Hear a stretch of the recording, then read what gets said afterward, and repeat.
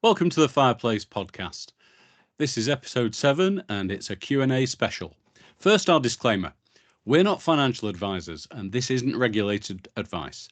We're amateur investors learning together, and this is intended as financial education which feeds into your own decision-making process. Today, Mike and I are joined by our friend John. John, I would call you an optimization expert. I don't know if you'd wear that hat willingly. So for this Q&A special, we've selected a mix of questions from our members' question bank, and hopefully these mostly lean into your expertise. Welcome aboard. Hi there. Good to be here.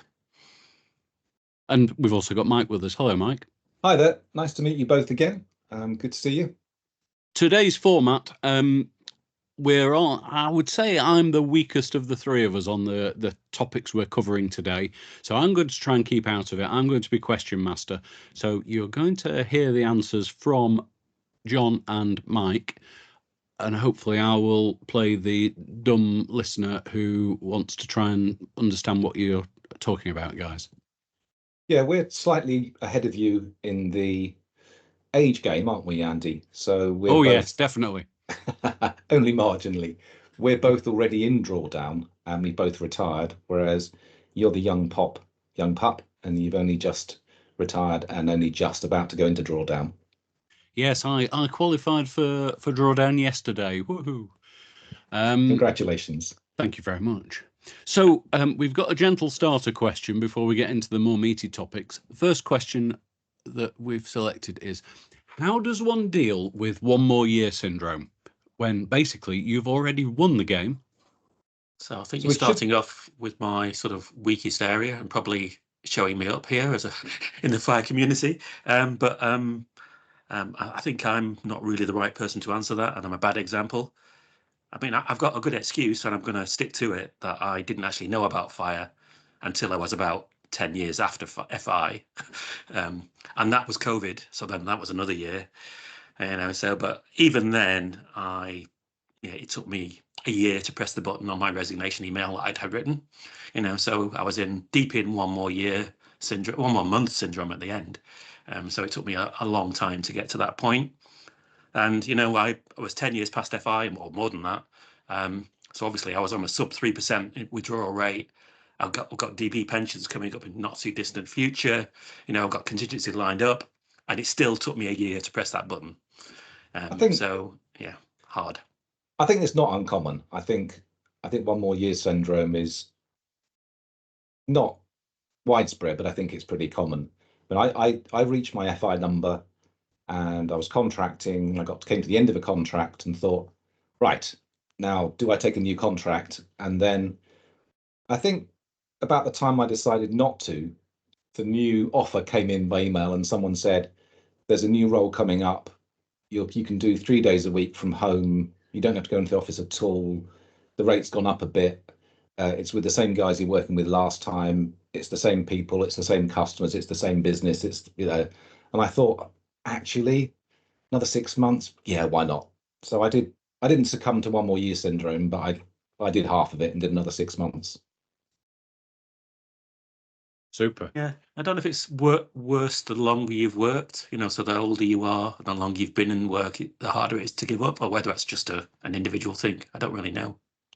I think that's probably a case, I think. And one thing that came up in an interview last week was I'd already taken quite a few mini breaks, and the jury's out as to whether they were deliberate or not.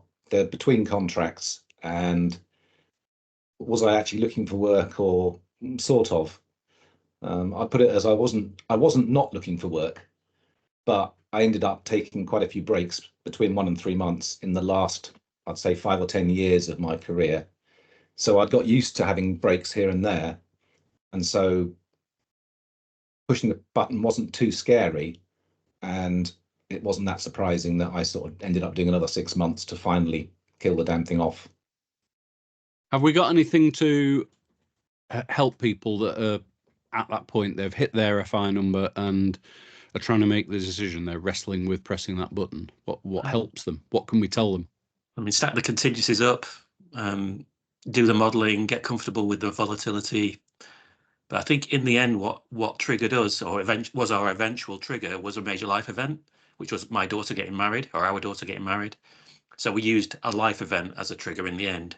So that was something that sort of got us into the thing. I think a major life event like that, or even a redundancy or something, something that would be considered as a sort of some sort of very major event, then that's obviously a good place to stop. I guess deaths in the family as well would be things like that.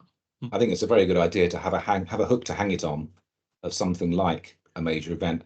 And I think for some people, even inventing a major event like a big holiday or around the world trip or something gives them that sort of hook to hang it on, and they can then say, right, I'm going to retire by April because we've got tickets, in May or June to go off around the world or something, or go to visit some relatives in Australia or something. I just think some people may even need to invent a kind of excuse that they when need you to said retire. when you said find an event, I was thinking, is this like find someone to marry your daughter?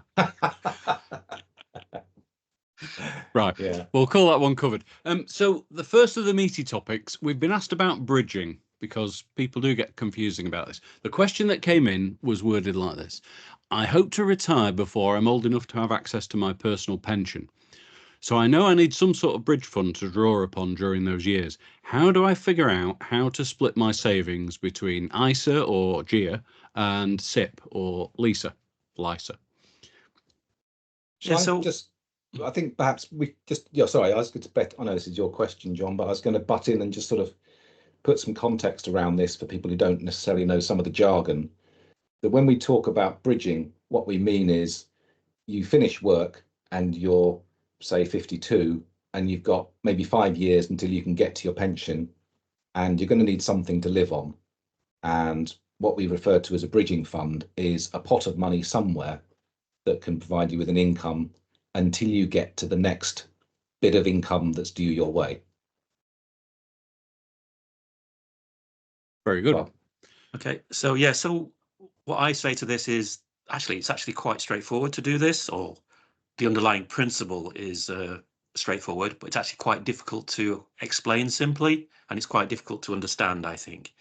So, I mean, my approach when I sort of eventually got my head around it was that you look at the backtesting data that we all have access to. The backtesting tools have got the data of the last 150 years, and you can plug numbers into a backtesting tool, and it'll tell you how successful you will be. If you say, I've got, just keeping round numbers, I've got £1 million pot, and we're drawing £40,000 a year in inflation adjusted for 30 years, which is the standard 4% basis. And you see, if you click the button on those on the backtesting tools, it'll say you've got a 95, 96, 97% chance of that lasting 30 years. So you can use the same tool and you can use it on different periods. So you go, right, I need £40,000 a year, but I only need it for 5 years, or I only need it for 10 years. I'm retiring at 47, get access to my pension. At 57, that's 10 years. You plug that number in, you go £40,000, 10 years. Oh, I don't know how much principal I need. So I'll just fiddle about with the principal until it comes out and says, right, I've got a 95% success rate of that being, of that working. I think, yeah, one thing I remember talking to you about this, John, one thing that surprised me was when you work out how much you need for a long retirement or something, you get a number, and you said the traditional 4% rule says you need £1 million for a £40,000 a year income. When it gets down to shorter periods for a bridge of maybe 5 or 10 years, the number's surprisingly high, isn't it? Yes, and that's because obviously you work it out for a 10-year period, you'll find it's something like £480,000. So out of £1 million pot. So that, it's half your pot needs to be in that 10-year bridge. You're thinking that doesn't sound right. But when you think about it a bit more, then you go, right, I've got £1 million pot, but I can only access half of it, and that means I'm actually drawing at 8% on that pot. If we had a bad sequence risk happen to us, we have a market crash and we're drawing at 8% and that becomes 12% or 16%, then you're taking a significant chunk out of your pot, out of your bridge pot, and you can end up with your bridge failing. Even though you've actually still got money in your pension, you can't get to it because you've run out of money in your bridge because the market went nuts in the first few years. So that's why those bridge pots tend to be quite high. So this is the corollary of, we always talk about these investment plans work long term, and with a bridge fund, you're not necessarily looking long term. No, that's correct. Yeah. So you're looking at a very short period. And I think the other thing that surprises a lot of people is when you say to people that if you've got 10 years between retiring and access to your pension, so you're retiring at 47 for a private pension, say, if you're going to need half your pot available at 47, that means lowering your pension contributions quite a bit. Yes. And upping your contributions into your ISA and maybe a general investment account. And then you're effectively losing a lot of efficiency there, which doesn't feel very good. It doesn't feel very good, and it may not be required in some extreme circumstances, but it probably is. It's normally splitting it like that is the minimum amount that you need to save to actually retire. So that's normally the minimum, but there are some weird edge cases with cash bridges if you're a higher rate taxpayer, so you're getting higher rate pension contributions and things like that. But there are, generally that is your lowest cost bridge, or your lowest cost overall saving amount, which, like you say, it doesn't feel very good. But I guess against that, what we're talking about here is the very simplest case of a single person retiring 10 years before access to the private pension, where they need roughly half their pot in the pension, half the pot accessible somewhere else. But if you've got a partner who's still working, for example, there's lots of ways of reducing that risk by having a little bit of income from somewhere else. Or if you're kind of retiring early, but you have a little side hustle or something else. And there are mitigations, aren't there? Yeah, as we say, pile of contingencies up. People always talk about things like rent a room and stuff like that, even though you really don't want to be sharing a house with somebody when you're retired. But there's things like that. So there are things you can stack up. Yeah. So when I made my fire planner tool, I was lazy and just kept it simple, and that's just a linear planner. So I split in that. I look at the split of ISA and pension, just in terms of, well, let's assume average growth of whatever percentage, and it's just linear. But to do a more detailed job of it, you're saying let's look at all the backtest data and use a tool to do this in a more thorough way. What tool would you direct people to play with that? So I'd say any of the backtesting tools that exist. So FireCalc, FiCalc, CFireSim, they're all tools I've used. I think I find CFireSim easier to use for multiple income streams and stuff. But I think I didn't look at FiCalc at the time, and I think I'd probably use that now. FireCalc is a bit clunky and old, but it still does the job. I know we're in danger of getting into the weeds a bit here and it gets very complicated very quickly, but what would your general view be, John, of having a higher degree of cash in your bridge fund, especially for a shorter bridge period? I think people generally will have that anyway, because people just love to have a cash buffer of 1 to 3 years or something. So they will have some of that already. Yeah. So I guess that takes some of the edge off. And I think we've talked about before, probably not on the pod, but about you've got your income that you're planning for includes very big expenditures that happen very rarely. So you're planning for a 15th of a kitchen, and a 15th of the bathroom, and a 10th of a car or something. And those numbers you don't have to spend usually. You're not normally forced into those. So if the market crashes, you can say, well, I won't buy a car for 2 years, that sort of thing.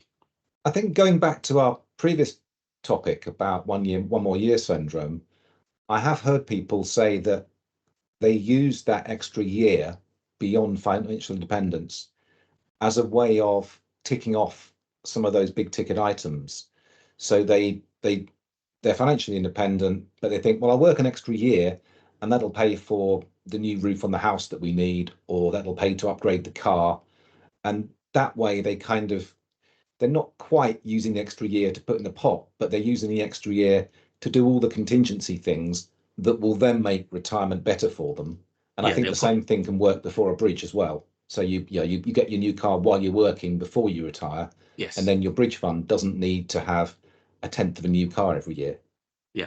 I mean, that's quite a useful way of looking at it. I'd also say, I mean, I'm not meant to be commenting here, but I'm going to comment anyway. Sorry.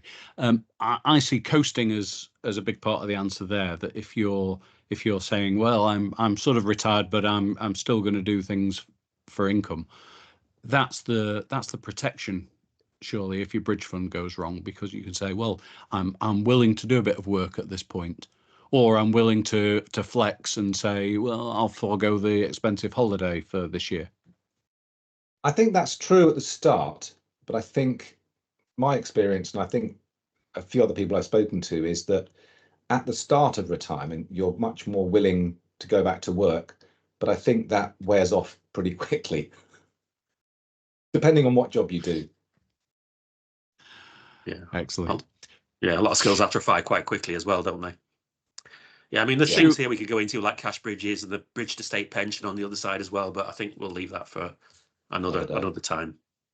Yeah, all of these topics we can revisit in greater depth if there's demand, and we rely on people's feedback for this, what they want to hear, which is where we've got these questions from in the first place. The next topic was a bit of a catch-all. I've got a bundle of questions here that come under optimisation, and as we know, that's John's specialist field. The first one is, how should we manage our finances as a couple when our earnings are uneven? Well, I think there's a few questions in here, so I don't think we should just cover uneven. I think generally you want to use the allowances and you want to spread them evenly between you. But I think it comes down to working as a team. If you're not working as a team, then none of this really matters.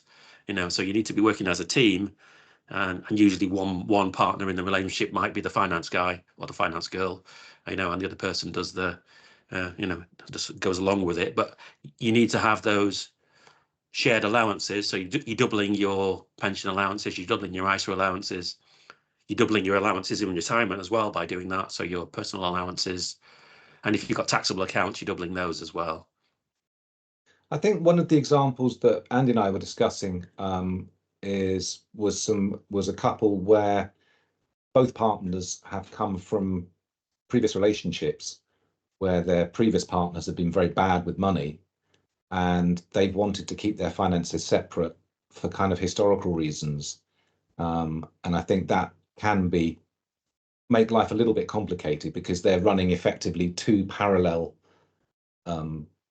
tracks towards financial independence.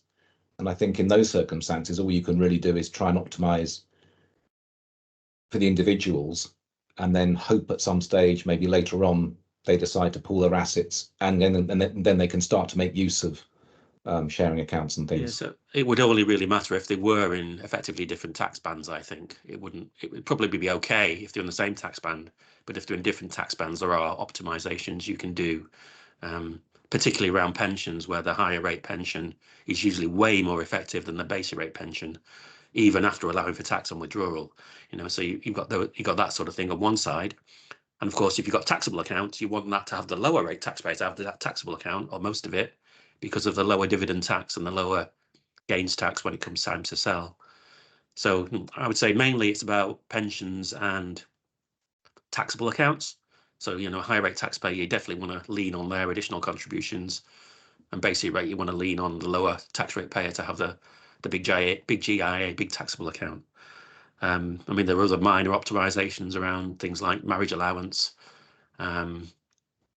If one partner is very low earnings or not earning, and the other one's a basic rate taxpayer, or they can make themselves a basic rate taxpayer with salary sacrifice, because that's one optimization you can do.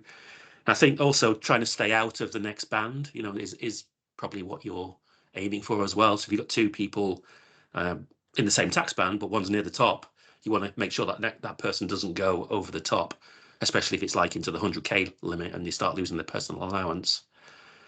And then, of course, if you've got kids, then you've got to start beware of you lose your child benefit. You lose your childcare, your 30 hours free childcare at 100K, just straight cut off. And also you've got your 60 to 80K taper on your child benefit as well. And using pension to get underneath those limits can be incredibly efficient. Yeah, I think there'll be a lot of people getting their salary down to 99,999, won't there?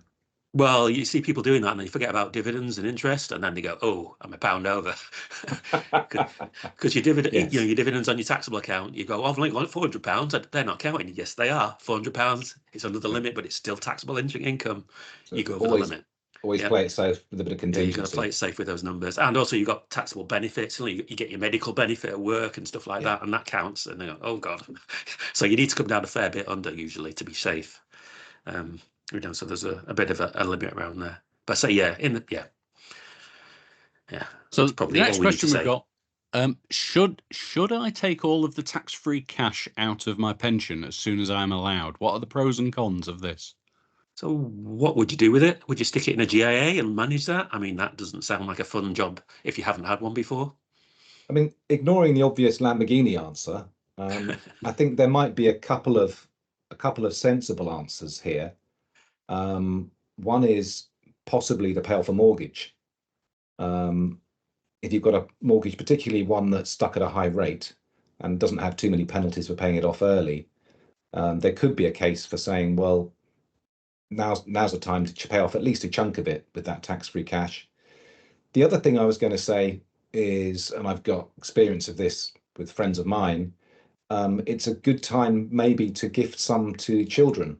If you've got grown-up children who are potentially looking for help with a deposit on a house or something like that, and you've got access to this money tax-free, and you've got enough left over in your estate, enough left over in your pot after it to look after you, then rather than leaving it till much later in life, I like the phrase I read somewhere that you should gift to your dependents with warm hands rather than cold hands. Sounds good. I'm sure your son's looking forward to that. Yeah, I mean, my general approach is say trickle feed it into your ISA allowances every year. So if you've got 20k or 40k of ISA allowance between you, then trickle feed it into that. Why not? That sounds easy. You don't have to manage a GIA. Well, in terms of ISA and pensions, they're both tax sheltered in the sense that the future growth is tax sheltered, aren't they? So there's no penalty if you've moved 20 grand over to your ISA. It can grow tax free there. So that's a level playing field between the two. It's just are there other pros and cons to this that come into things? There is the question of the lump sum allowance. So if you think you're going to exceed the lump sum allowance, which is currently the limit of how much tax-free cash you're allowed to take out of a pension, which is currently 268,000. If you think your pension is very likely to exceed that quite early, then in some cases it can be worth starting to take that tax-free cash out early so that you're not hammered later on. Yeah, I mean, my take on that is if you do exceed the lump sum allowance, then you're probably losing somewhere between 2 and 4% a year of your lump sum that you've got there already. So that's like paying a 2% or a 4% annual fee on that lump sum that you've got in there if you're exceeding the allowance. So you want to get that out and avoid that effective fee. And do you think there's a danger of political interference with that 268,000 figure? I think it will be protected, but yes, there's always that danger. I think, yeah, and like I say, I think it's more likely that pensions will be interfered with than other things. But it's frozen. It's frozen forever now at the moment, as far as I can see. They're never going to raise it. Everybody's going to hit it eventually. So yes, fiscal drag starts to make it less relevant. Yes. Well, I think this was my point I made to Andy in a comment in the group recently, that it sounds like an awful lot. So to exceed it at the moment, you'd need a pension pot of over £1 million. But in 10 or 20 years' time, if you have a lot of inflation, £1 million may not be very much at all. And a lot of people may find themselves expecting to get their 25% of their whole pension tax-free, and then suddenly find halfway through their retirement that they've already had their full tax-free entitlement, and the rest of it's going to start being taxed, and that's going to hit their essentially going to hit their withdrawal rate, because they'll need to take out more money to include the tax that they're now paying. Yeah, the other factor here as well is the after 75 death angle, is that after age 75 you die, any tax-free money you haven't taken out is now taxable when somebody takes it out. So you could have taken it out tax-free. Your wife now takes it out paying income tax. Yeah. Well, yes, that's no good, is it? Yeah. So you could have take it out before age 75. Yeah, I'm in the same boat. I haven't started taking out yet because of the inheritance tax protection. And being Mr. Optimizer, I still think there's a chance I might die before April next year. So I'm not going to take it out until April next year. I took a big chunk of mine out just for the hell of it because I wasn't sure what was going to happen. And I thought I thought it probably will get fiddled with at some point. So I will take out a chunk at the start, but only enough to fill my ISAs. Yes, yeah. I mean, if you've already got a GIA, it's not such a big problem. But I mean, you've still got the admin, but you're doing that admin anyway. It's then doing the tax trade-off of how much tax I'm going to pay on the GIA versus how much if I leave it in and don't take it anyway. So it's all a bit weird. I think I've told you guys before that my view of GIAs is a bit like root canal treatment. You can do it, but only when it's really necessary. Yeah, I must spend over a day a year on that, on GIAs. So yeah, managing it. I've kept mine quite simple because I know there's ERI and equalisation, all these things that come into play with that. I've managed to just have a non-dividend stock in my GIA. So I think I've dodged all of those bullets, but that does limit my knowledge and experience that I can help people with it. So we've touched upon the thing that I wanted to ask about next, which was what should I do if I think I may exceed the lump sum allowance? Is there anything else to add to that, or should we move on? No, I think we've probably just covered all of that anyway. I mean, we could make some more points about GIAs, but I think we'll leave that for another time. Deep dive on GIAs at some point, I suspect. So someone has asked us, when taking a defined benefit pension and the lump sum that often comes with that, how they should decide what the right proportion is.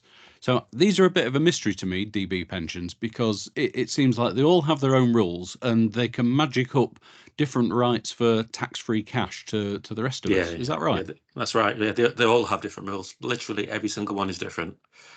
So you just have to make some generalizations. But if you want to know about your scheme, you have to look into it in detail. Yeah, so actually, this is quite a big question. So I think there's some easy answers and some difficult answers. So I think if your DB is only covering your core expenses, then that's a fairly easy decision. You know, if it's covering your core or less, then take the full income because you're going to want that. That's really nice and really nice to have. And obviously, if you really need the lump sum for something, you know, you need to pay off your mortgage, you need to get rid of a debt or something, you need a new roof, you know, you do that. So they're the easy answers. Then after that, it gets really tricky and messy.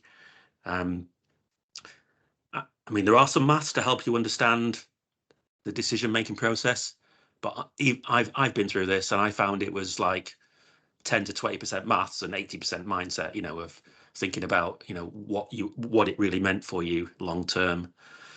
So I would say mindset's going to dominate the decision. So even Mr. Optimizer here, I looked at the maths, did all the modeling, and still made a mindset-based decision, informed by the maths, but not pure maths. I think one thing I would say is having a defined benefit pension and a SIP or a defined contribution pension puts you in a very good position in terms of flexibility. Yes. However, it puts you in a frame of mind where you have a lot of questions and almost too many options because you've got various different options about how you do drawdown. What you can do is you can use the direct defined benefit pension as a kind of fallback. We spoke to someone recently who had a forces pension and a defined contribution pension, and the forces pension started, I think, when they were 50, and they couldn't delay it. So the downside of that was that the tax optimization side of it was pretty inflexible because they couldn't stop this forces pension arriving.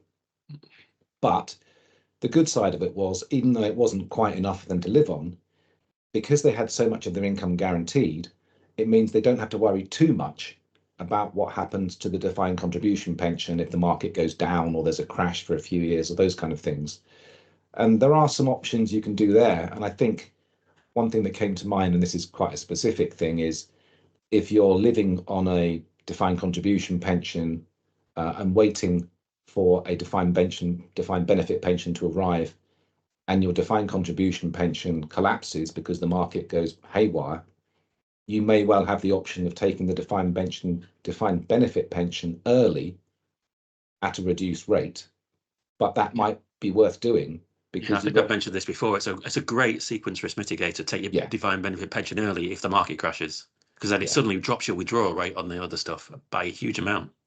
Yeah. And even a small defined benefit pension could cover some of your core spending and make the difference between not having enough money to live on and being able to live quite happily. Okay, so moving on to the maths. I mean, the maths, I base it on the 4% rule. So, if you want 25 times the amount as a tax-free cash that you'd want as income as the baseline. However, normally your DB pension would push you into, I might push you into the basic rate tax, or if you're a really big one, like medical one or something, you might go into higher rate tax. So that would drop it down to about an equivalent of about 20 times for a basic rate pension, you're swapping it from, or 15 times if you're swapping it from a higher rate pension, to allow for that tax difference. So that's the basics I use for the maths. Okay. Is there a push that people should take as much tax-free cash as possible because it's tax-free and they should fill their boots and take all the benefit of that? I would say generally not. I think having if you've got a fully index-linked DB pension, I think that's gold. And probably you wouldn't want to get rid of that unless you really had to. You really needed the money. Oh, so the certainty outweighs the tax-free benefit. I think so. Yeah. I mean, yeah. I think that's a very good question. One thing that came up recently on one of our podcasts was how do you value a defined benefit pension? And the traditional way to value it is you value it at 25 times the annual income. But actually, that's quite conservative if you've got a guaranteed income with inflation linking, and particularly if the stock market is looking a bit volatile at the time. So I think, to John's point, the inflation linking part of a defined benefit pension is worth its weight in gold, and you don't really want to fiddle with it too much. Yeah. So there's a lot to unpack in the lump sum and all the things around it. It's really quite tricky to get your head around it, and that's why I say it ends up being a mindset decision rather than the maths question. Although usually the maths don't work out in your favour to take the lump sum anyway. It's very rare that works out nowadays.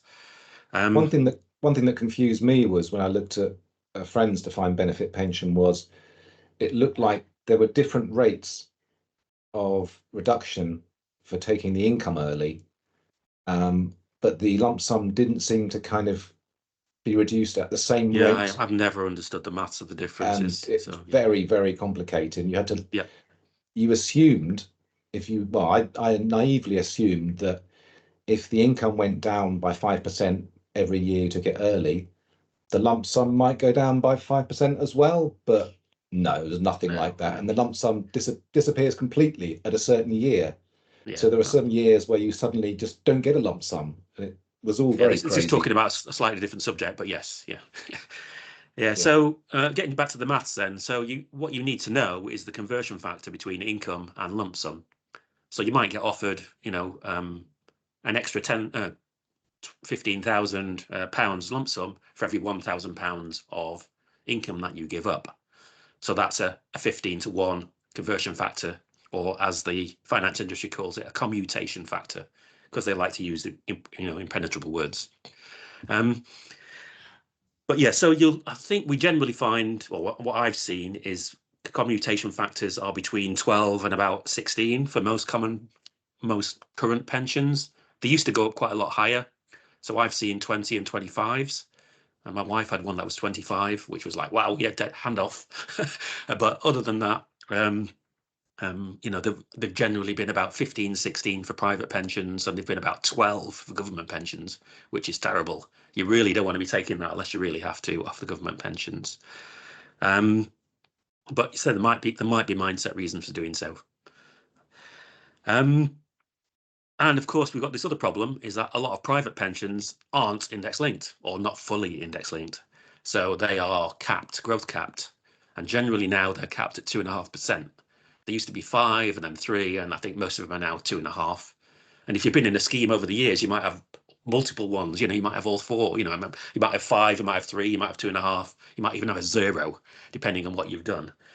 So of course, what that means is for the rest of your life, any inflation spike above that 2.5% or 3% or 5%, you'll now permanently devalue your income.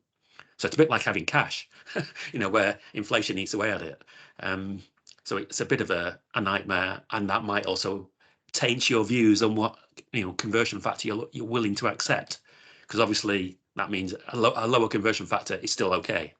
If you're getting your pension reduced every 5 years when there's a oil shock or a war or something, every time there's one of those, your pension goes down in real terms forever.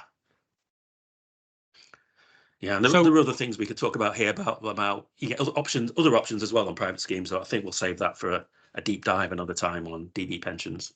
Absolutely. Next question I've got is, what is pension recycling and how do I avoid it? So pension recycling, straightforward. You take tax-free lump sum out of one pension and you put it in another pension. So you get tax relief twice. And HMRC view that as very, very naughty indeed. And will come after you, or theoretically will come after you for that. And no, I don't believe there's actually been any court cases, or none that have got as far as court. So we don't have any case precedent for this. But they do list a series of rules that you have to follow. But generally, it's about not increasing the amount of pension, not increasing the contributions by too much, either side of taking that lump sum. So they actually look 2 tax years before, and 2 tax years after, and look at your cumulative contributions over that 5-year period. So you are actually allowed a little bit of double dipping, but you are allowed a little bit, yeah. So I think it's about 30%. You can sort of increase your pension contributions by about 30%. And it depends also on how big a lump sum you took as well. But yeah, you've got to be careful. So they know about people trying to game the system by contributing it in advance, or trying to spread it out, or trying to hide it in employer contributions. You can't get away with any of that, or at least not according to the rules. So I would say don't increase your pension contributions a lot, and don't try and game the system, and you'll probably be fine. I mean, HMRC are looking out for people taking the mick, and they will go after you. Is there anything else I need to say on that? I guess you can transfer what you've taken out of one pension and give it to your wife, and your wife could put it in her pension, but then she's got a timer running as well. So you've got to be careful that you haven't just give her the timer on the pension recycling. So there's sort of half a hack, but it's not really a proper hack, because they probably retire at the same time as you and want access to their pension at the same time as you. So yeah, probably not going to work. But to reassure people, it's not something that's going to come and bite the ordinary person. You'd have to be pretty deliberate in gaming the system before you got in trouble. HMRC said it shouldn't affect people who are doing normal pension planning, but whatever normal means is up to HMRC on the day. So yeah. Yeah. Excellent. So the next topic we wanted to talk about was drawdown. And the question I've got on the card is, what is the most tax efficient way to draw down from a pension? But I think that's really an invitation to talk around the subject however you want. Yeah, so I would say it's everything. It won't be just pension, because there's not really a lot you could do if it was just pension. Although there is some things. But yeah, you're generally talking about, you've got a pension, you've probably still got some residual ISA, you might have a GIA, you might have a DB pension, you might have, you've got state pension coming up. You've got all those things that might factor in, and you've got half a dozen different sources you're coming in from. And as well as these sources, you've got the different methods that you can do drawdown, haven't you? You've got OFPLUS and FAD and all of these complicated acronyms. Yeah, I mean, I just view OFPLUS and FAD as the same thing. It's just people find OFPLUS easier to understand, I think. And FAD is just the same thing, just detached. It's just separated, the lump sum and the income, but it's still the same numbers under the cover. There's no gain between using one and the other then? I think not really, no. I mean, I think John's point is that they are essentially the same thing. So the rule is you're allowed 25% of your pension tax-free and the rest is taxable. and UF plus and FAD are just different ways to take money out, but stay within those two rules. I think efficient ways to draw down a pension is such a huge subject. I know we've had various attempts to try and pull together some sort of general principles, but even those quite often have to get amended quite regularly. But I think that's not a bad place to start. Yeah, so the general principle from my point of view is to look at each income stream and work out, well, what's going to save you the most tax now and in the future from each of those income streams, which might vary by tax band as well, and then iterate it. So the first thing I can see with this is we all get a tax-free personal allowance of 12,000 odd per year. Yeah. And so my first thought is, do I draw that from a pension, make sure I'm using up that allowance every year? So that is the, if you're income maximizing, then that is the thing to do, is to, you've got your 10 years before state pension, you've got £12,500 of personal allowance. If you don't take that out, when you do come to take it out after state pension, you'll be paying 15% tax on that, 20% tax with 25% tax free. So you're saving yourself £1,900 in future tax by taking it out now tax free. So that's worth doing, yeah. So you get 10 years of that, save yourself 20 grand. I think that's not bad as a general principle. We could say that a general principle is always try and make use of your personal allowance by taking money from somewhere that would otherwise be taxable and using that income. Does it follow at the next stage? If you're a bit more of a high roller, do you make sure you maximize each year what you take out at basic rate rather than falling into higher rate? Yes, in fact, that's actually more efficient.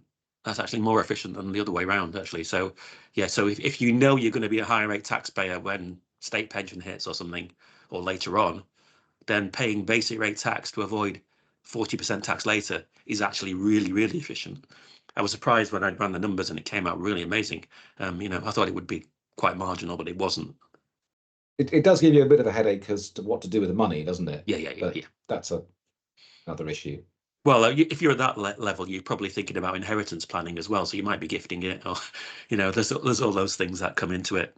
And when I talked about, when you talk about optimizing for current and future tax, what's optimal changes if you include inheritance tax in that number or not. Yeah, so you might change your drawdown plan depending on whether you're planning to optimize for inheritance because you've got enough or too much, or rather than, I need to maximize my income because I can't live otherwise. There are two different approaches that you need to decide on which way you're going. And it's why I've ended up creating all those flowcharts. I think there's now 8 different flowcharts depending on whether you're a basic rate taxpayer, you're a higher rate taxpayer, whether you've got a GIA or not, and whether you're planning for inheritance tax or not. So there's like 8 different drawdown flowcharts depending on which one of those you're in, just to give you the starting point to think about with different considerations. I mean, I think that's our next question, isn't it? Really, is to how to optimize giving money to your kids and to avoid inheritance tax, and that really comes into the same topic. Part of your plan for drawing down money from your pension should include what your considerations are about giving money to your children and potentially avoiding inheritance tax, because you're going to have a line with your current year. You're going to have a point at which you get access to one or more pensions. There could be different times. There's going to be a point at which you get access to a state pension, potentially with a partner at a similar time. And then there's a point at which 75, you were saying earlier, John, 75, things change slightly in terms of inheritance tax, and there might be things you want to do before 75. And therefore you end up sort of automatically building some sort of plan where you know where the important dates are. Yeah, and whether you want to gift and how much you want to gift, depending on how the market's done and how if you've really blown out of the park and you want to get rid of it, then that becomes quite a challenge, and you need to start thinking about gifting from excess income and taking £50,000 from your pension just so you've got £50,000 of income you can gift from, because you have to have the income to be able to gift from excess income, which is one of the ways of doing it, which is immediately outside your estate, which is quite nice. Now, people haven't been doing that. They've just been sticking it in the pensions, but come next year, when pensions are inside inheritance tax, then suddenly there'll be a lot of people doing that, taking 50 grand a year out the pensions. Yeah. This is gifting from regular income. So Yes. how regular does that have to be? I mean, can that be once a year withdrawal from pension? I think so, but I think I would want to do it more often than that, just to establish the pattern. And you need to establish the pattern. So obviously, if you do it for 1 year and you die, that could be a bit of a challenge to prove that you were going to do it from regular income. So yeah, you need to. I think I'd try and do it quite regularly, monthly or something. We've discussed this in the group, and I remember reading through the HMRC guidelines on this, and it doesn't seem particularly black and white. No, it's not. It seems to me as if HMRC, what you end up doing is you have to demonstrate an intention to gift regularly. And I think as long as you can demonstrate that intention with some evidence. Yeah, you need the evidence. So you need to, if you've started creating evidence and you've got the form filled in and all that, I think that's enough. I mean, I did see there was one court case where one person had made one payment, but with the intention to do it regularly, and they did actually prove it. So it is possible, but I mean, I think it's easier if you don't have to go through the court case. Yeah. But I think even the form you can do retrospectively, can you not? Yes, yeah, you can do it retrospectively, but yeah, you need to have the income. So you've got to prove you have the income, and you've got to prove your expenditure. So you need to be tracking all of those things, which fire people probably are doing to some extent, but you need to have the, cross the T's and dot the I's on that. It never ends, does it? Just after you think you've optimized one phase of your life, accumulation and decumulation, then you're on to the afterlife and how can I optimize that? Yeah. I mean, there's lots of things we could go into around here, but I mean, yeah, it's a deep subject. Super. Have we covered everything that we wanted to on inheritance tax there, or are there any more quick tips that we can give people what approach they should take? I mean, other than gift early. I think gifting early comes up a lot in our group. I mean, I think junior ISAs and junior SIPs are quite useful early on, and if there's anything left after the offspring have been to university or bought a house or something, I think earlier gifting, back to my earlier comment about gifting with warm hands rather than cold hands, as long as you can afford it. And I think I'm of the opinion you shouldn't actually gift until you're FI, because then you can usually gift like crazy, because 50% of the time the market just keeps going up and you've got loads of money, and 75% of the time you're doing really well. It's only in those 25% when the market goes horrible that you haven't got the extra money, but then you've got it in the right place. There's nothing worse than giving money to your kids and then you can't retire. That'd be a tragic waste, wouldn't it? Would you use your withdrawal rate as the guide for that? If your withdrawal rate dips too low because you've got a surplus, do you artificially maintain that by gifting? I think that would come naturally. I think you'll get to the point where it drops below 3% or whatever it is, and you go, yeah, well, I've got way too much money now. I'm never going to get rid of it. I might increase my lifestyle a bit. I might do more expensive flights or holidays or something. But that only goes up to a point generally, because I think people who followed fire for 10 years are not suddenly become spendthrifts, so they're not going to go mad. So yeah, people generally have a lot of money left over. If anybody who's retired at the start of a boom, start of a bull run, they're going to have shed loads of money to give away. So that's where we are. But say, don't give it away until you're FI, and then go nuts. That'd be my approach. And probably best if you do it later if you can. The wedding deposit, the wedding gifts, the house deposits, and instill those good financial behaviours and lead by example, because you don't want them all blowing it on some Ibiza holiday when they're 18 and going nuts for a year. So that's the sort of thing you're trying to avoid. There's a very complicated argument there I was about to start, but I won't, about student loans. Oh, I mean, no, let's not go on to student loans. It turns out we've run out of time. That's covered the ground that we intended to today, chaps. Is there anything else you want to fill in that we've missed on there, or are you all done? Other than pointing them to documents on the group that cover a lot of what we've talked about in more detail, that's about it, really. Yeah, that's a good point, actually. We should mention to people that we do have documents in our Facebook group and also on our wiki, which are both linked from the episode and podcast description, which go into these in a lot more detail. And I'm sure we'll revisit them very soon as well. Yes, we should point out to listeners that we are not just a podcast. The Fireplace is a project that has the wiki.